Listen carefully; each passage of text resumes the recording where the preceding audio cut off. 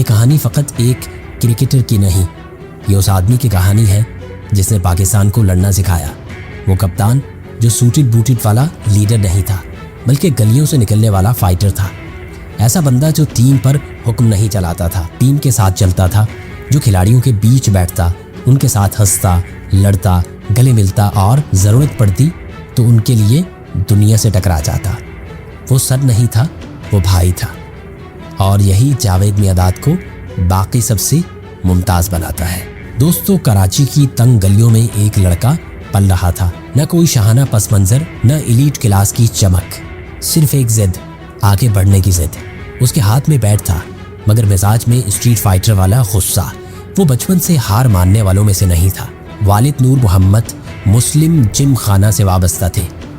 جاوید اکثر ان کے ساتھ گراؤنڈ چلے جاتے، وہاں بڑے بڑے کرکٹرز کو کھیلتے دیکھتے اور دل ہی دل میں خیال آتا اور سوچتے ایک دن میں بھی یہی کھیلوں گا۔ پھر ایک دن مشتاق محمد نے ان کے والد سے کہا، آپ کا بیٹا ایک دن پاکستان کے لیے کھیلے گا۔ اس رات جاوید اپنے سینے سے بیٹ لگا کر سوئے۔ شاید پہلی مرتبہ خواب اتنا قریب لگا، لیکن خواب کبھی آسان نہیں ہوتے۔ جاوید نے انڈر 19 کھیلا، فرسٹ کلاس میں آئے، اور پھر 1974 کے ایک میچ نے سب کچھ بدل ڈالا۔ پہلی اننگز میں 135، دوسری میں 225 ناٹ آؤٹ۔ پورا پاکستان چونک گیا۔ اگلے دن اخباروں میں ایک جملہ چھا گیا، find of the decade Javed Miandad. اور پھر جیسے دروازے کھلتے چلے گئے۔ ورلڈ کپ، ٹیسٹ ڈیبیو، پہلی سیریز میں سینچری، پھر ڈبل سینچری، وہ بھی اتنی کم عمر میں کہ دنیا حیران رہ جاتی ہے۔ جاوید آ چکے تھے، مگر دوستوں قسمت ہمیشہ اکٹھی خوشیاں نہیں دیکھنے دیتی۔ سیریز ختم ہو جاتی ہے، جاوید گھر لوٹتے ہیں تو پتہ چلا کہ والد انتقال کر چکے ہیں اور دفن بھی ہو چکے۔ وہ آخری بار اپنے والد کا چہرہ بھی نہ دیکھ سکے۔ یہ وہ لمحہ تھا جس نے جاوید کو اندر سے بدل ڈالا۔ شاید اسی دن وہ فقط کرکٹر نہیں رہے، فائٹر بن چکے تھے۔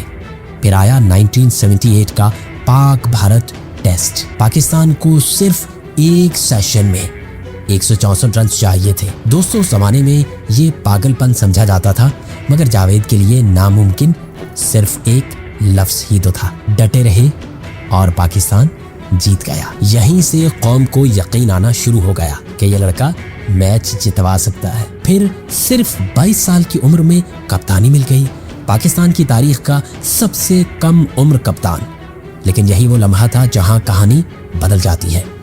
سینئر کھلاڑیوں کو یہ برداشت نہ ہوا کہ کل کا بچہ ان کا کپتان بن بیٹھا۔ ٹیم تقسیم ہونا شروع ہو گئی، بغاوت شروع ہو چکی ہے۔ بڑے بڑے نام جاوید کے خلاف کھڑے ہو گئے، اور ان میں ایک نام تھا دی گریٹ عمران خان۔ اور یہیں سے پاکستان کرکٹ کی سب سے عجیب ریلیشن شپ شروع ہوتی ہے، یعنی عمران ورسز میانداد۔ دوستو، ایک جانب لاہور کی ایلیٹ کلاس کا خوبصورت اور اسٹائلش لیڈر، جبکہ دوسری جانب کراچی کی تنگ گلیوں کا اسٹریٹ فائٹر۔ دونوں عظیم، دونوں ضدی، دونوں جیتنا چاہتے تھے، مگر طریقے الگ الگ۔ پھر آیا وہ واقعہ جسے جاوید کبھی نہیں بھول سکتے۔ حیدرآباد ٹیسٹ، جاوید 280 پر کھیل رہے تھے، ٹرپل سینچری صرف چند رنز دور تھی، پوری دنیا انتظار کر رہی تھی۔ تبھی اچانک خان صاحب نے اننگز ڈکلیئر کر دی۔ جاوید جیسے پتھر کے ہو کے رہ گئے۔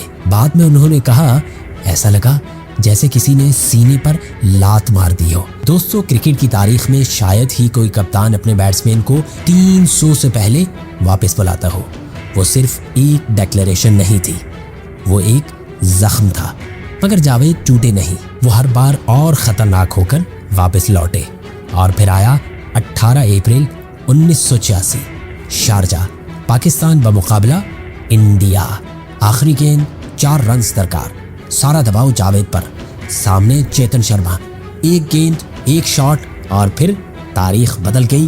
چھکا، پاکستان ہے ون دا میچ۔ اس ایک شاٹ نے جاوید کو امر کر دیا۔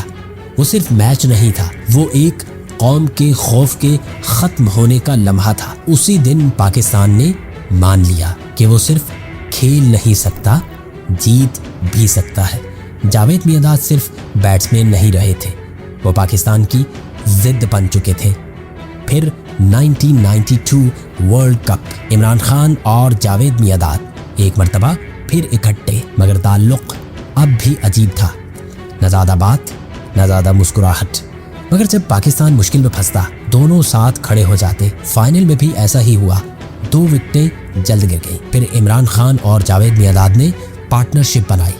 दोनों शायद एक दूसरे से बात भी कम कर रहे थे, मगर मकसद एक था, पाकिस्तान को वर्ल्ड चैंपियन बनाना। और पाकिस्तान बन गया। जश्न मनाया जा रहा था, हर जानिब शोर था। फिर एक मंजर आया जो शायद सब कुछ बयान कर गया।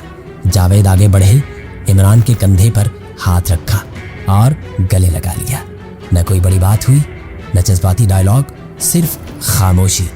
मगर उस खामोशी में बरसों की लड़ाइयाँ, एहतराम, गुस्सा, मोहब्बत, सब कुछ था। फिर वक्त गुजर गया, नई टीमें आई, नए हीरोज आए, मगर जावेद मियांदाद जैसा कोई नहीं आया।